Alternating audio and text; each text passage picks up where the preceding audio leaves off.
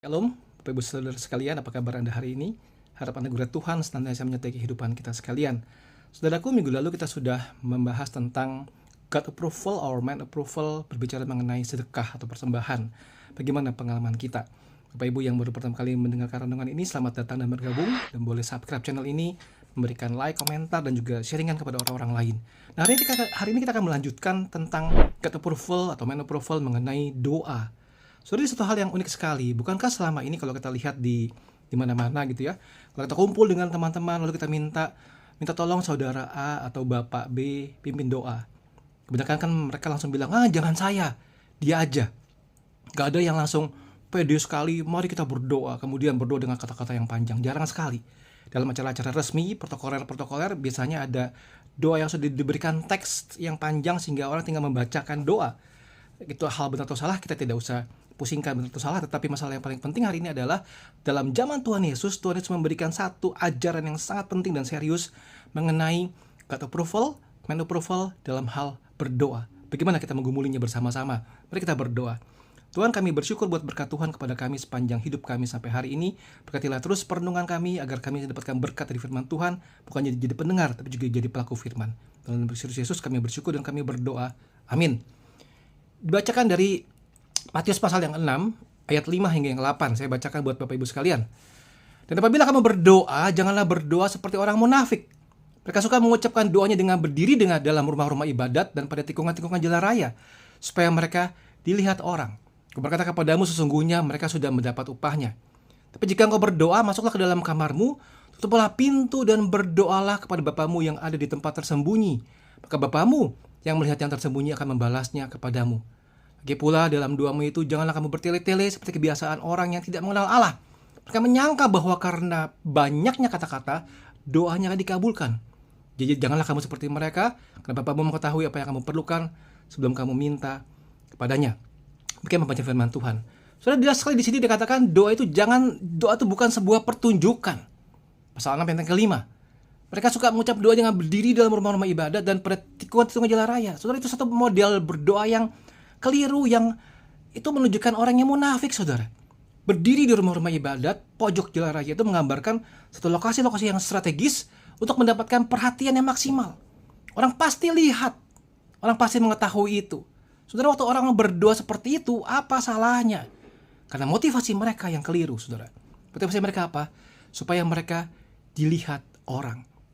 Jadi doa dipakai untuk alat membangun sebuah citra rohani. Apa konsekuensinya, saudara? Mereka sudah mendapatkan upahnya. Demikian kata firman Tuhan. Saudara, doa adalah sebuah percakapan rahasia. Ayat yang ke-6. Jika engkau berdoa, masuklah ke dalam kamarmu, tutuplah pintu dan berdoalah kepada Bapamu yang ada di tempat tersembunyi. Maka Bapamu yang melihat yang tersembunyi akan membalasnya kepadamu. Yesus memberikan instruksi yang positif. Kalau engkau berdoa, dia tidak melarang doa umum, berdiri gitu ya. Dia membenahi motivasinya. Dia berkata, masuklah ke dalam kamarmu. Sebuah seruan untuk keintiman, saudara. Kamar melambangkan ruangan pribadi. Hati yang terpisah dari hiruk-pikuk dan penilaian dunia. Tutuplah pintu. Sebuah tindakan yang sengaja untuk menyampingkan semua penonton di luar. Tidak usah melihat. Fokus saya hanya kepada Allah. Hanya kepada Allah. Tujuan utamanya apa? Berdoa kepada Allah dari tempat yang tersembunyi. Fokus pergeseran dari audiens orang banyak, manusia, kepada Allah yang tidak kelihatan namun hadir. Dan jadi firman Tuhan berkata, Bapamu yang melihat yang tersembunyi akan membalasnya kepadamu. Puji Tuhan, saudara. Sebuah keintiman dibalas dengan keintiman. Jawaban doa datang dalam konteks hubungan pribadi kita dengan Allah. Yang berikutnya lagi, saudara, begini. Doa bukanlah mantra ajaib. Ayat 7 dan 8. Janganlah bertele-tele seperti kebiasaan orang yang tidak mengenal Allah. Mereka menyangka bahwa karena banyaknya kata-kata, doanya akan dikabulkan. Saudara, ini adalah sebuah kata-kata pengulangan yang kosong, yang bersifat magic ya. Keyakinan bahwa banyak berdoa, kata-katanya panjang. Ini konteksnya apa? Bangsa-bangsa kafir pada waktu itu yang menyembah dewa-dewa bisu mereka, yang perlu dibangunkan, yang dibujuk dengan kata-kata yang panjang. Kata-kata yang panjang. Saudara, kebenaran ilahi itu membebaskan, bukan mengikat. Tuhan berkata di sini, jangan kamu berlaku seperti mereka. Cara orang percaya berdoa harus secara fundamental berbeda. Bapamu mengetahui apa yang kamu perlukan sebelum kamu minta kepadanya. Ini memberikan kita kebebasan dari apa? Tekanan untuk menginformasikan kepada Allah. Tuhan, aku perlu kasih tahu Engkau Tuhan, aku begini. Kita tidak perlu memberitahu Allah seolah-olah dia tidak tahu. Satu tekanan juga bukan untuk membujuk Allah. Kita tidak perlu merangkai kata-kata yang panjang untuk meyakinkan Allah. Orang-orang seringkali memakai kata-kata yang panjang, kata-kata yang manis untuk membujuk seseorang. Suami membujuk istri atau sebaliknya. Anak membujuk orang tua. Supaya apa? Supaya tergerak hatinya. Allah bukan Allah yang seperti itu. Doa bukan mengubah pikiran Allah, tapi untuk menyelaraskan hati kita dengan kehendaknya. Doa adalah sebuah tempat kita mengakui saya bergantung penuh kepada Tuhan. Saya membangun hubungan dan mengalami ketenangan karena tahu bahwa Allah adalah Allah yang peduli dengan saya. Saudara, bagaimana penerapannya pada saat ini, saudara? Di mana kita harus berdoa?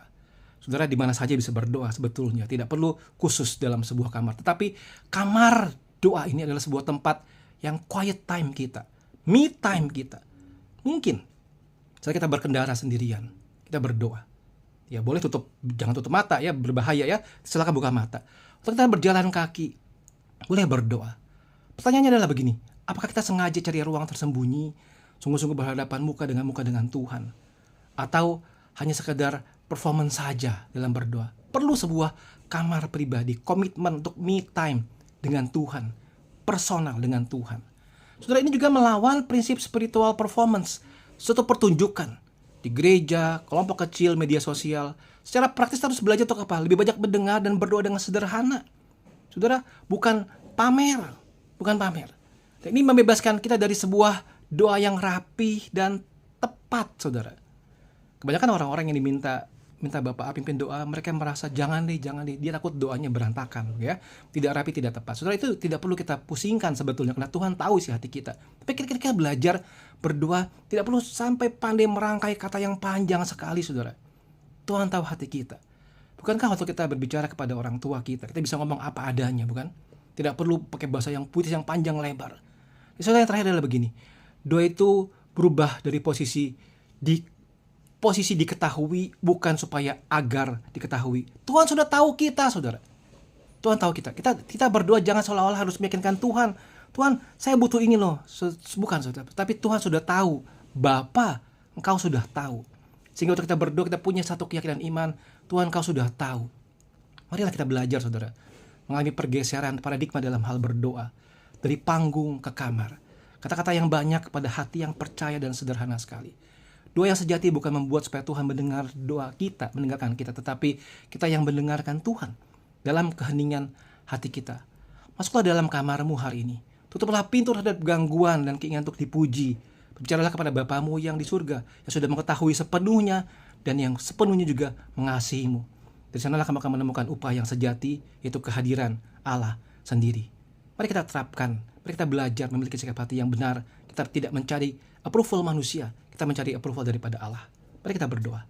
Tuhan, kebenaran-Mu sudah disampaikan. Ajar kami sungguh-sungguh memahaminya dan bisa mulai memiliki kehidupan berdoa yang sungguh-sungguh apa adanya di hadapan Tuhan. Masuk dalam kamar kami, ruangan terpencil kami, me time kami, dan berkomunikasi secara akrab. Bukan hanya kami berbicara, kami juga boleh mendengarkan Engkau berkata-kata kepada kami. Berkatilah setiap hidup kami ya Tuhan. Dalam nama Yesus Kristus kami bersyukur, kami berdoa. Amin. Tuhan menolong kita sekalian. Tuhan Yesus memberkati.